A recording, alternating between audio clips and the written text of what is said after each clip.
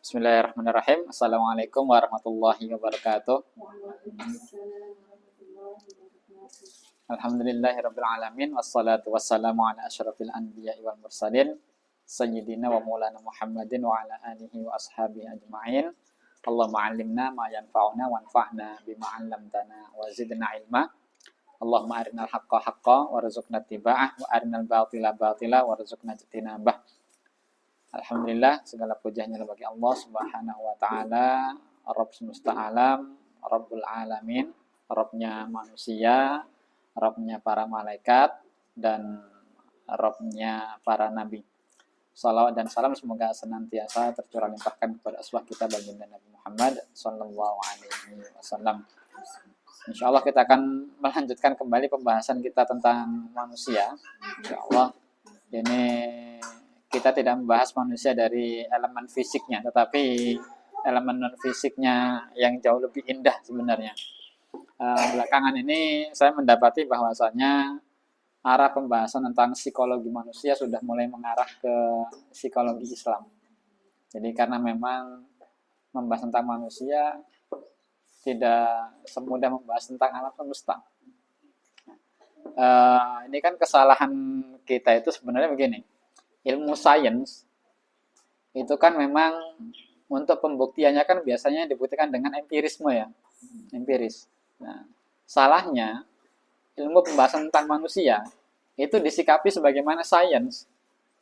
Jadi seolah-olah semuanya harus diempiriskan, padahal berbeda antara pembahasan alam semesta dengan pembahasan manusia. Disinilah asal mula kegagalan pemahaman tentang manusia itu. Ya. Padahal pembahasan tentang alam saja itu sebenarnya tidak semuanya bisa dibahas dengan empiris. Ya. Apalagi pembahasan tentang manusia, jiwa manusia yang jauh lebih dalam dibandingkan itu semuanya. Nah, makanya belakangan ini sudah mulai ada kesadaran, terutama di antara para psikolog Muslim ya, sudah mulai banyak melirik. Bahkan mereka mengatakan psikologi Islam ini ke depannya sangat menjanjikan kok.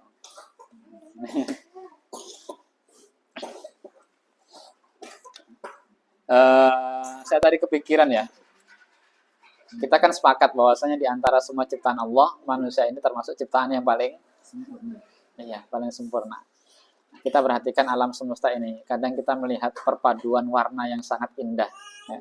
Di langit saja kalau di siang hari itu kan warnanya sebenarnya dua, kalau nggak biru ya putih kan. Tapi perpaduan antara biru dan putih saja itu sangat indah. Belum lagi nanti perpaduan warna di tanaman-tanaman itu, bunga-bunganya dan seterusnya. Nanti ada perpaduan semburat cahaya, pelangi dan seterusnya, itu indah. Imam Al-Ghazali kan mengatakan bahwasanya ketika ruh itu ditiupkan ke dalam jasad manusia, itu kan membentuk yang namanya nafas tadi kan, jiwa kan. Memahami jiwa saja di ulama kita sendiri itu terjadi perbedaan pendapat. Ada yang mengatakan bahwasanya jiwa manusia itu sepenuhnya positif.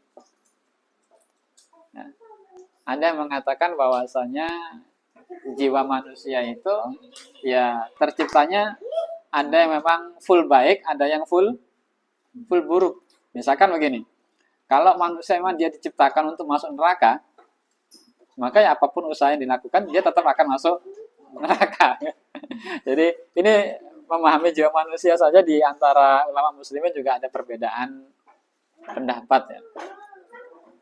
Maka untuk sementara ini saya juga belum bisa menyatakan mana di antara pendapat-pendapat itu yang paling tepat, meskipun dikatakan jumhur mengatakan manusia itu lebih dominan sisi positifnya aslinya. Dari mana kita bisa melihat Nabi Adam? Ya, memang ada sisi-sisi, misalkan wakanal insanu dha'ifa, manusia itu lemah, wakanal insanu dhuluman jahula, ada sisi kedoliman, ada sisi bodohnya. Nah, wakanal insanu ajula, ada sisi ketergesa-gesaannya. Ini sifat-sifat dasar. Tetapi pada umumnya manusia itu baik, punya potensi kebaikan. Kemarin kita juga sudah membahas beberapa hal yang menjadi fitrahnya manusia ya. Ada fitrah tauhid atau fitrah beragama, kemudian ada insting untuk mempertahankan keberlangsungan hidupnya, ada insting untuk mempertahankan atau keberlangsungan jenisnya.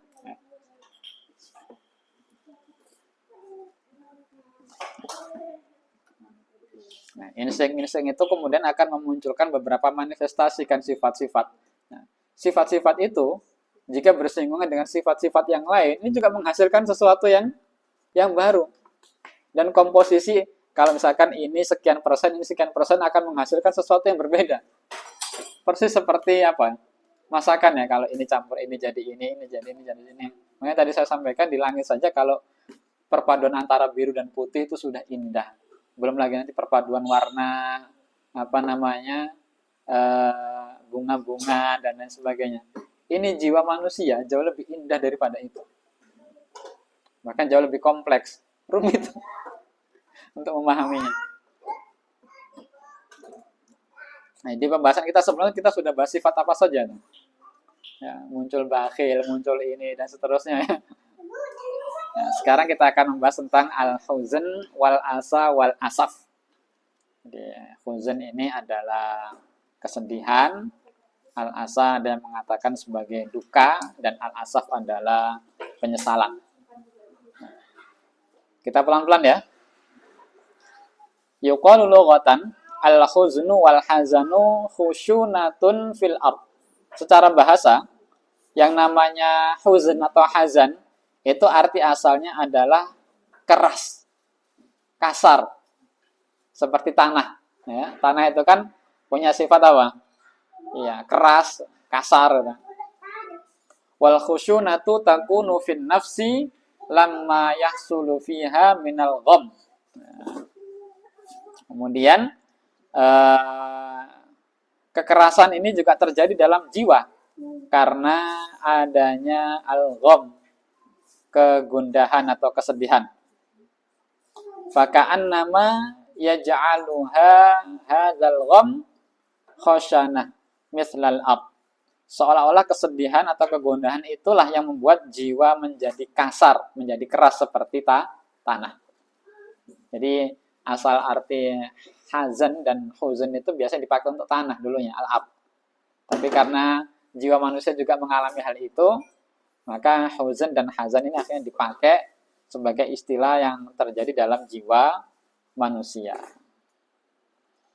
Wal hazanu syu'urun fin nafsi mudadun lil farah. Di antara sifat-sifat atau karakter-karakter atau manifestasi-manifestasi yang ada dalam diri manusia, itu ada yang berlawanan.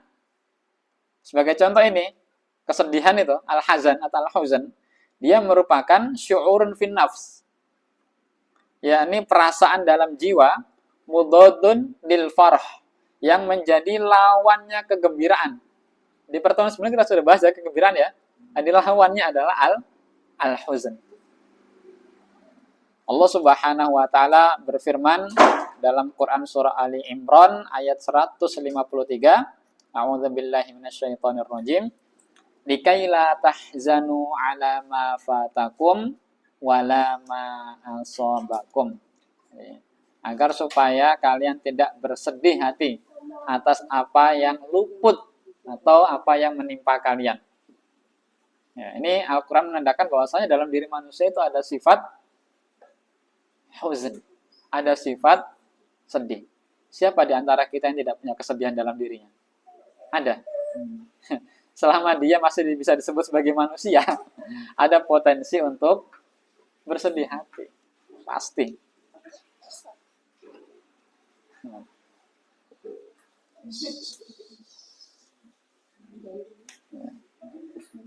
Ini iseng ya, ya. Anak yang satu ini, insyaallah. Dulu nak. Nah.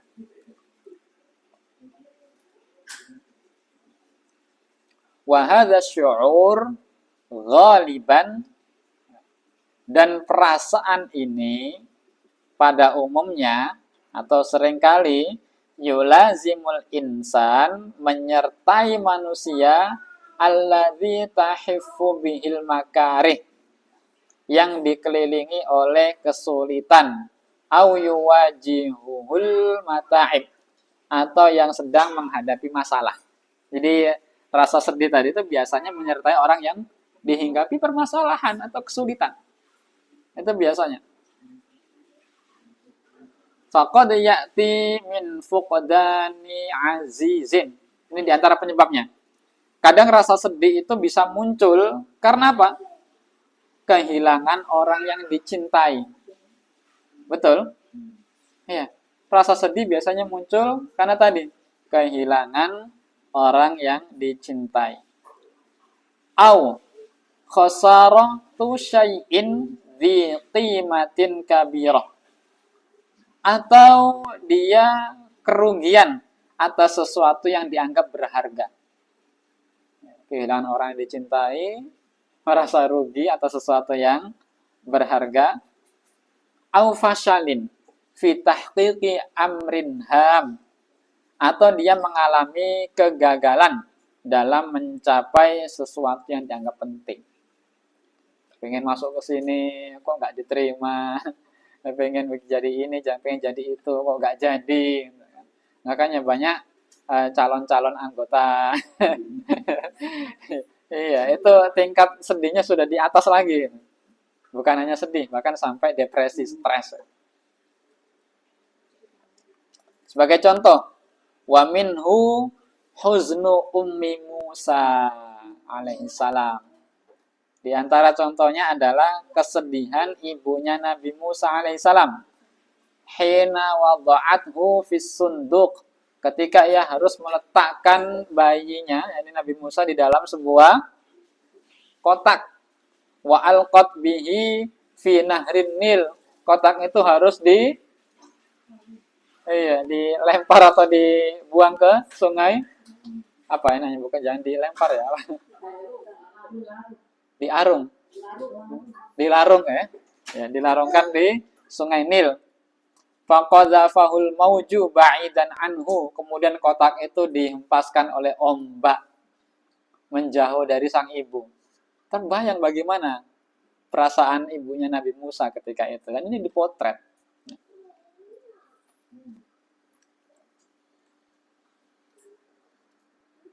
Faja'ahal ilham minallahi ta'ala bisabr.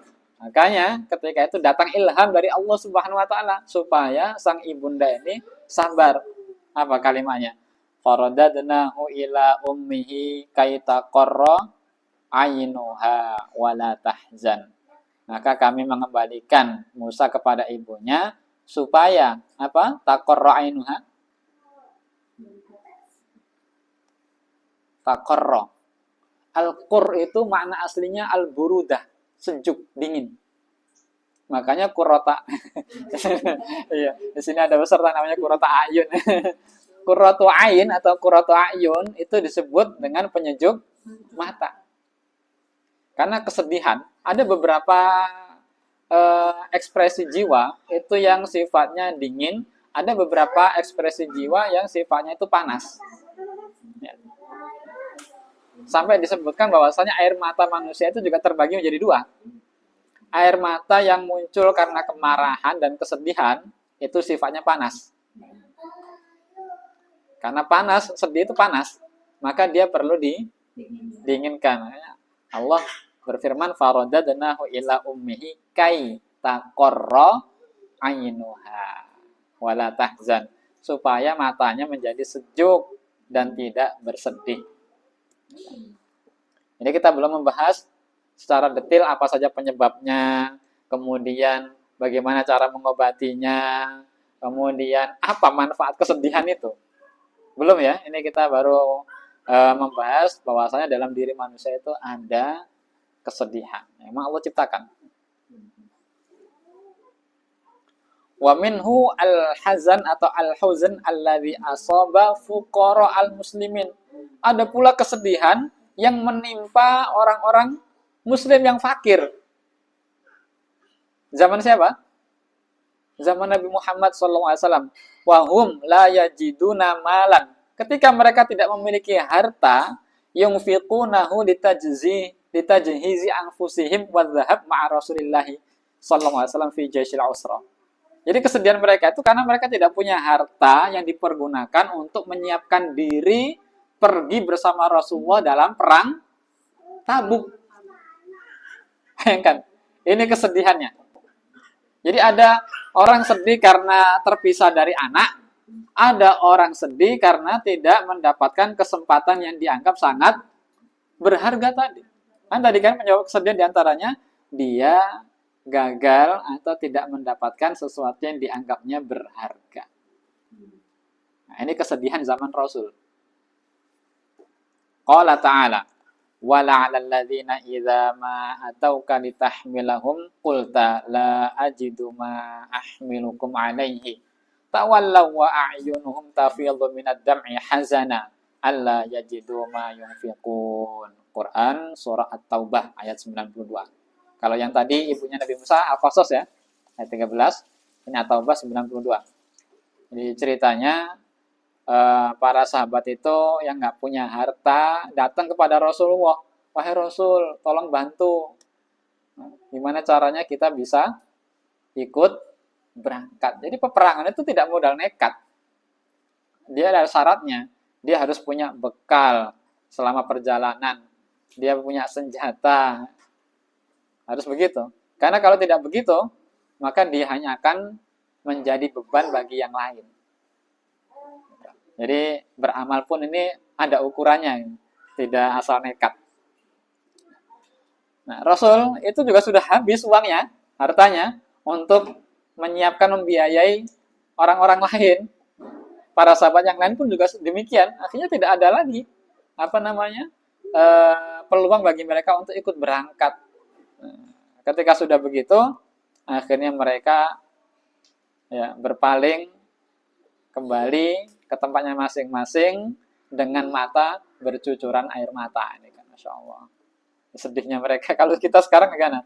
Ya, mumpung ya bisa menghindari peperangan kan gitu.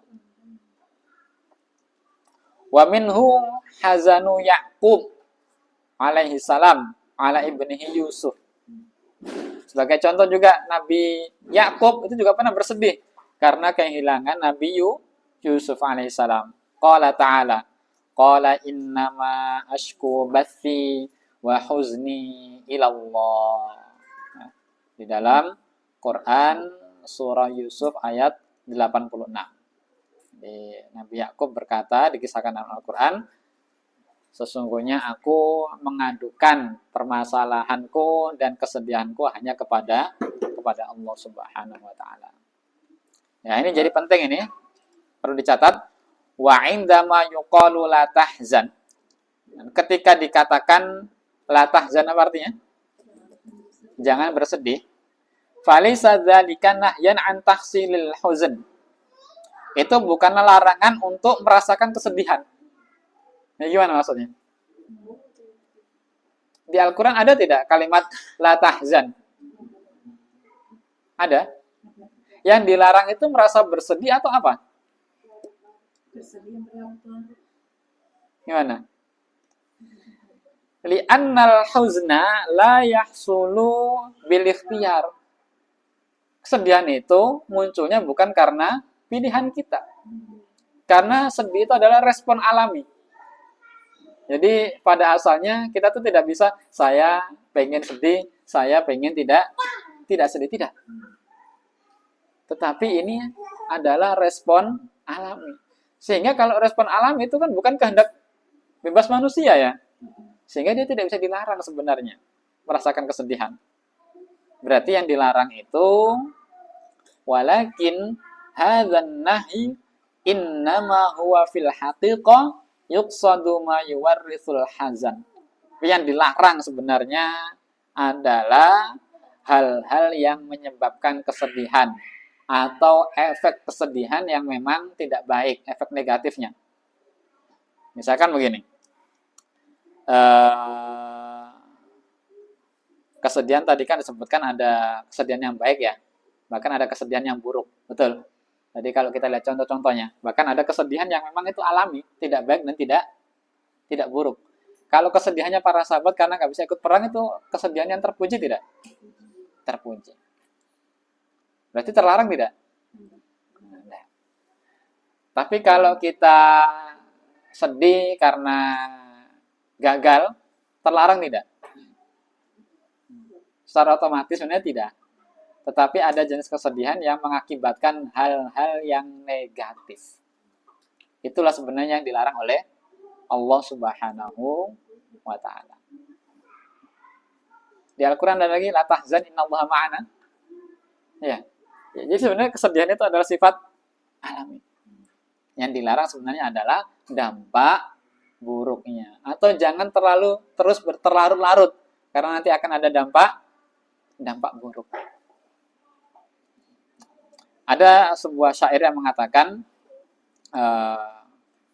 wa man sarrahu alla yura ma yasu'uhu fala yattakhid syai'an yubali lahu faqada. Intinya adalah barang siapa yang ingin tidak melihat sesuatu yang menyakitinya, fala yattakhid, maka janganlah ia yattakhid syai'an, menggantungkan hatinya pada sesuatu yang ia akan merasa kehilangan jika hilang darinya. Bisa dipahami ya? Kalau kita tidak ingin melihat sesuatu yang menyakiti kita, ya sudah. Jangan menggantungkan hati pada sesuatu yang mana ketika kita menggantungkan hati kita ke situ, dan ketika dia hilang, kita akan merasa kehilangan.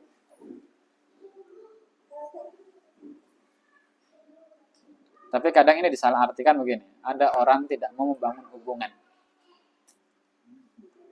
Itu ada trauma masa lalu. Ketika dia membangun sebuah hubungan, kemudian dia kehilangan dengan yang dianggapnya berharga, dia bersedih. Dia menganggap bahwasanya kesedihan itu adalah sesuatu yang sangat-sangat mengerikan, sesuatu yang sangat menyakitkan. Akhirnya dia selalu menghindari apapun yang baginya ini menjadi penting, dan nanti kalau hilang saya akan bersedih. Begitu. Ya, akhirnya jadi begitu ya. Kadang-kadang ada orang kok nggak mau temenan, ya, tidak mau menikah lagi dan seterusnya. Dia pernah ini ya, tidak bisa move on. Itu masalah-masalah psikologis sebenarnya. Karena salah dalam mengartikan kesedihan. Pernah tidak merasa begitu? Sudahlah, biasa aja lah, nggak usah terlalu dekat-dekat sama orang. Nanti kalau dia pergi, saya sedih, betul? Ada yang sampai saking parahnya itu sampai tidak mau membangun hubungan dengan orang lain, takut bersedih.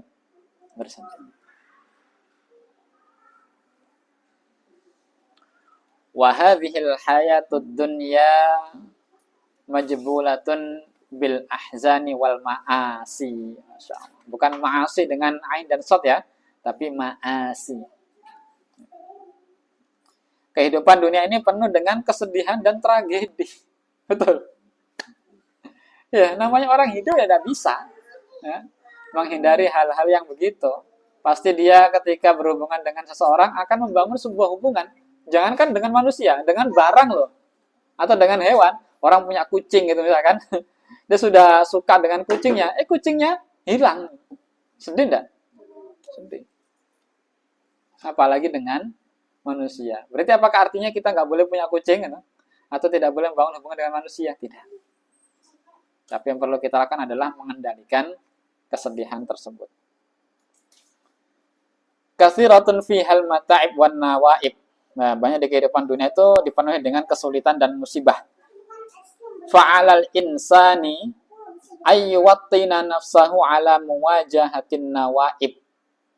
Sudah selayaknya manusia menyiapkan dirinya untuk menghadapi cobaan. Ini harus kita pahami. Selama kita hidup di alam dunia, pasti itu akan terjadi. Karena dunia dipenuhi hal itu. Jadi bukannya menghindar, bukan. Kita lari kemanapun akan menemui kesulitan-kesulitan, akan menemui tantangan-tantangan. Maka yang perlu dilakukan bukan lari menghindar, tetapi yang dilakukan adalah mempersiapkan diri untuk menghadapinya.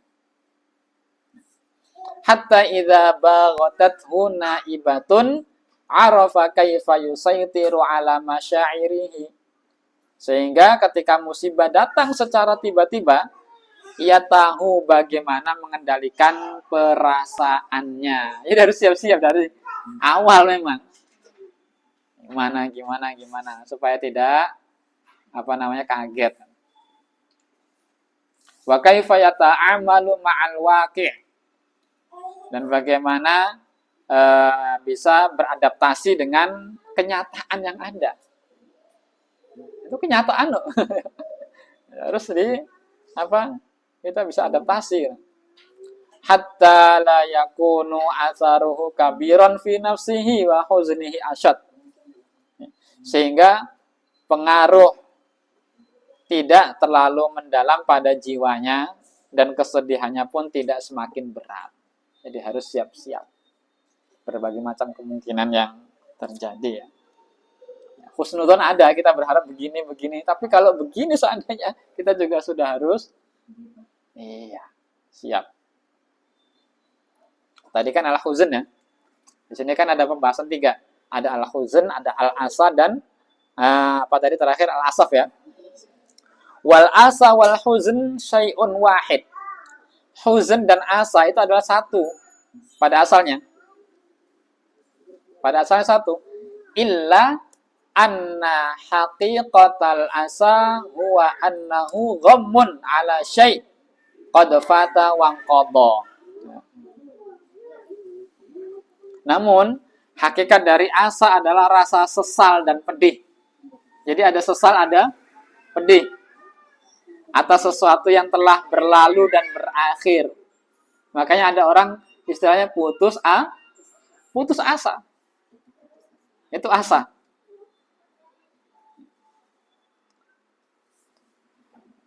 Yuqalu asaitu alaihi asan wa qala ta'ala fala ta'sa 'alal qaumil kafirin. Nah, maka janganlah kamu bersedih hati ya, tapi disertai dengan tadi ada rasa sesal dan pedih, itu asa terhadap kaum yang kafir itu. Kalau kita lihat huznnya Rasul, asanya Rasul itu berkaitan dengan dakwah. Ya. Kok mereka diberitahu kok ya nggak beriman, ini menjadikan Rasul sedih.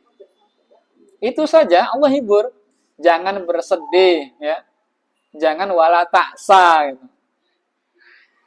Padahal alasannya itu terpuji kan? Alasannya karena orang-orang tidak mengimani beliau. Itu mengakibatkan kesedihan. Itu saja jangan, kata Allah. Jangan. Lalu bagaimana dengan kita? Alasan kesedihan kita apa? Nggak dibeliin motor baru kalau anak-anak sekarang. Ya Allah. Lamarannya ditolak. Sedih. Ya sedih, tapi ya Allah. Orang yang Rasul dakwah nggak diterima saja Rasul sedih, itu jangan bersedih kok. Apalagi ini hanya ditolak seorang wanita. Atau laki-laki yang diharapkannya ternyata menikah dengan wanita lain. Ya Allah. Remeh. Alasan sedihnya sangat remeh. Yang ketiga sekarang al-asaf. Ya al-asaf. Kalau tadi al-asa. Jadi ada al-huzn, ada al-asa, ada al-asaf. Kalau al-huzn sedih. Kalau al-asa disertai rasa pedih atas sesuatu yang sudah berlalu dan tak mungkin kembali. Menganggapnya begitu. Kalau al-asaf di sini disebutkan huwa al-huznu wal ghadabu ma'an. Kesedihan disertai kemarahan.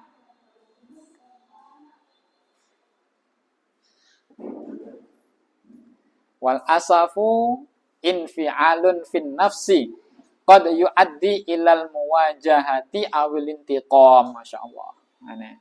Asaf tadi, kesedihan beserta amarah tadi ya, itu adalah emosi dalam jiwa yang dapat mengarah pada al-muwajahah, konfrontasi.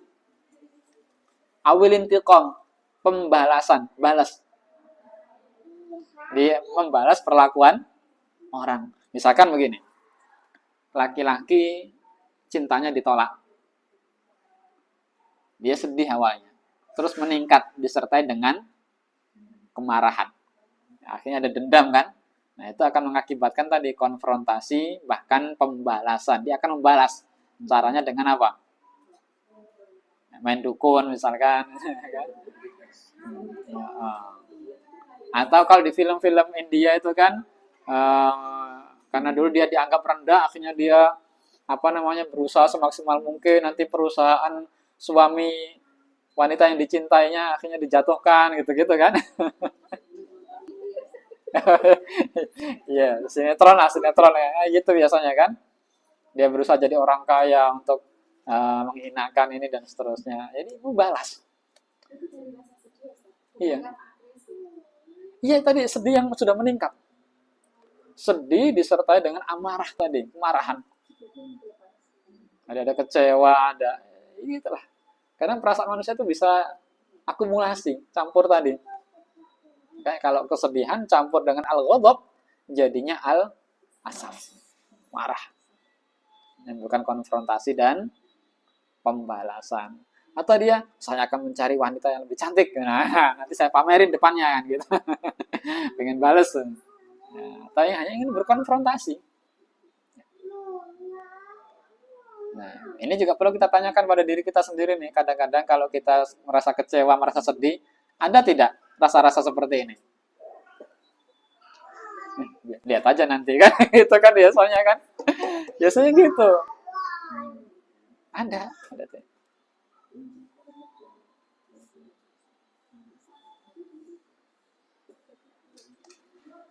Wa qad su'ila Ibnu Abbas 'anil huzn atau 'anil hazan wal ghadab. Ibnu Abbas pernah ditanya tentang hazan dan al-ghadab, kesedihan dan kemarahan. Faqala. Ibnu Abbas menjawab, makhrajuhuma wahid wal lafdhu mukhtalif. Tempat keluarnya kesedihan dan kemarahan itu satu, tapi istilahnya berbeda atau berbeda ungkapan. Jadi, kesedihan dan kemarahan bisa jadi satu penyebabnya karena kekecewaan, ya, apa yang diinginkan tidak tercapai dan seterusnya. Tapi istilahnya berbeda. Ya, ini menarik. Faman naza'a man yaqwa 'alaihi azharahu ghaidhan wa ghadaban. Orang yang berselisih dengan yang lebih lemah darinya, ia akan menampakkan rasa kesal dan kemarahan. Sebaliknya, waman naza'a man la yaqwa 'alaihi azharahu hazanan wa jaza'an. Tapi kalau dia berselisihnya itu dengan orang yang lebih kuat darinya, ia hanya akan menampakkan kesedihan dan kecemasannya. Betul tidak? Kalau yang berselisih dengan kita anggap lebih lemah, kita akan menampakkan kekesalan dan kemarahan ya.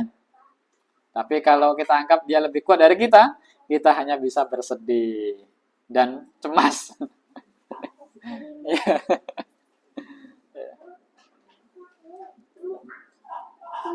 Di dalam Quran surah Az-Zukhruf ayat 55 Allah Subhanahu wa taala berfirman,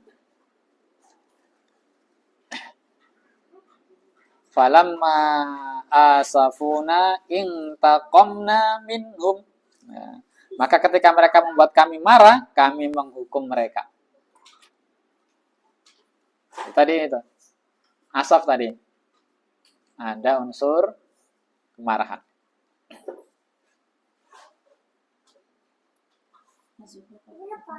Ayat 55. Kemudian di dalam Quran surah Toha ayat 86 Allah Subhanahu wa taala berfirman, faraja'a Musa ila qaumihi ghadbana asifa. Ya, ada asifa di sini. Artinya kemudian Musa kembali kepada kaumnya dengan marah dan penuh asaf. Tapi di sini kemarahannya itu karena sesuatu yang terpuji pada asalnya kan. Melihat kaumnya ditinggal sebentar menyembah patung anak sapi. Ini sedih Nabi Musa itu melihat kaumnya, tapi disertai dengan kemarahan. Dibanting itu kan lauh kan. Kemudian saudaranya ditarik itu jenggotnya kan karena sedih dan marah bercampur menjadi satu. Tadi coba saya cari-carikan apa namanya penyebab-penyebab kemarahan ya. Tapi sebelum itu akan lebih baik kalau kita membahas, nah kalau ada kesedihan, ada tadi ya, huzn, ada asa dan ada asaf dalam diri manusia, itu fungsinya apa? Fungsinya apa sedih itu? Ada fungsinya tidak?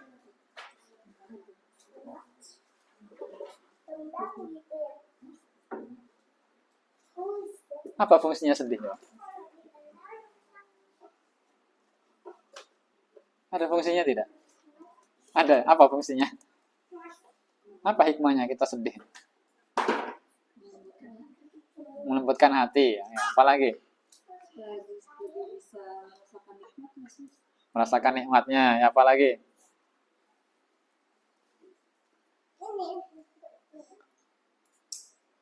Ini tentang rasa. Tentang rasa ini. Bayangkan. Kesedihan itu bisa membantu kita untuk memproses emosi jauh lebih dalam. Ya, lebih dalam gitu kan. Karena saat kita sedih itu kan kita cenderung lebih introspeksi kan. Apa introspektif ya. Lebih jadi kalau Allah, kenapa ini ya Allah, kan sedih itu. Jadi ada pintu yang terbuka karena kesedihan. Nah, jadi kesedihan itu membuka pintu untuk memahami sumber emosi. Ini kok rasanya begini, kenapa ya? Sedih gini ya Allah. Terus yang kedua juga bisa membangun empati kan? Sedih dia saudara-saudaranya ini dan seterusnya. Coba bayangkan kalau nggak ada kesedihan. Kita lihat saudara-saudara kita di Palestina, di mana itu yang dizolimi, di mana? Lempeng aja. Kayak manusia itu makhluk yang indah ya Allah. Indah sekali. Allah meletakkan kesedihan dalam diri manusia.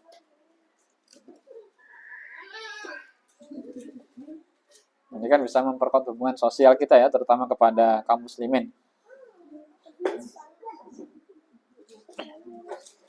Nah, sedih juga kadang bisa membuat orang lebih kreatif. Ya, betul tidak? Berawal dari kesedihan, akhirnya dia menjadi lebih kreatif. Karena emosi rasanya itu semakin dalam. Sampai ini mungkin contohnya nggak tepat ya, tapi ini hanya untuk menggambarkan. Saya itu pernah dengar cerita begini. Tahu Ebit? Ebit.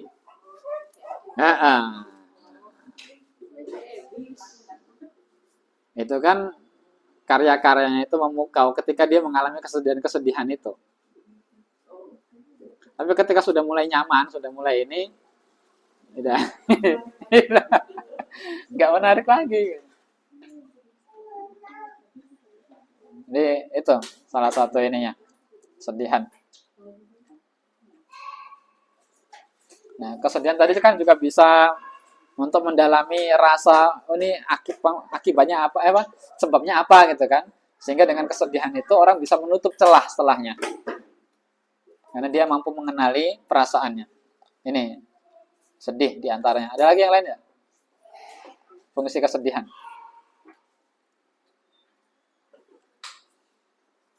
Orang kalau nggak sedih, nggak menggantungkan harapannya kepada Allah. Betul tidak? Iya. Nggak merasa lemah kalau orang nggak sedih itu. Dengan kesedihan, ya Allah, ternyata berharga ya. Berharga apa yang hilang ini. Kalau orang nggak sedih, dia tidak akan bisa menghargai apa yang sudah Allah berikan pada dirinya. Betul tidak? Kehilangan orang tua, kehilangan keluarga, orang-orang dicintai. Kok jadi merasa berharga sekali mereka itu? Kan ada kesedihan. Karena gak ada kesedihan gak akan bisa kita menghargai pemberian dan nikmat dari Allah Subhanahu wa taala.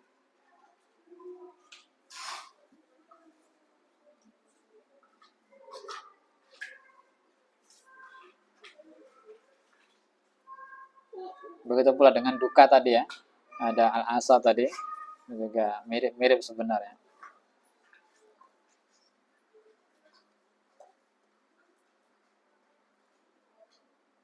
Kemudian tadi kita juga membahas penyesalan. Penyesalan itu ada fungsinya tidak? Iya, ya, pembelajaran dan refleksi ya, untuk introspeksi ya. Oh, Pak ini nyesel, kenapa ini dan seterusnya, dan seterusnya. Ini kehidupan di dunia. Di surga ada tidak? Ya. Di neraka ada semuanya. Ya. Sedih, duka, penyesalan itu ada semuanya. Tetapi di surga tidak ada. Fala khaufun alaihim wala hum yahzanun. Karena di surga tidak ada hal-hal yang bisa mengakibatkan kesedihan dan tidak ada. Ini perlu kita persiapkan kalau kita masih hidup di dunia, kita harus siap untuk bersedih, menyesal, berduka, harus kita siapkan. Kapan ini sampai ini berakhir, ini selesai? Ya ketika kita sudah masuk surga. Selama kita masih di alam dunia, kita akan mengalami yang namanya sedih, duka, dan penyesalan tadi.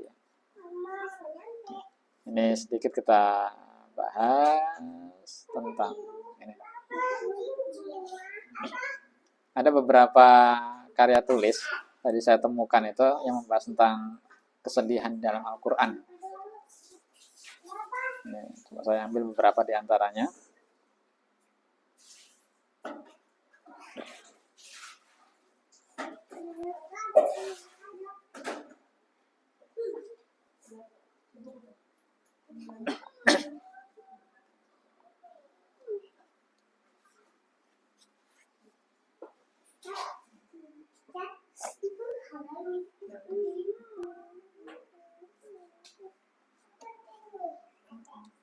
Baik, ada yang tanyakan dulu, silakan. Kita tutup dulu di ini ya, di Zoom-nya ya. Di Zoom, apa namanya, di rekamannya ini. Kita tutup dengan hamdalah. Alhamdulillahirrahmanirrahim. Subhanakallahumma bihamdika asyhadu an la ilaha illa anta astaghfiruka wa atubu ilaik. Assalamualaikum warahmatullahi wabarakatuh.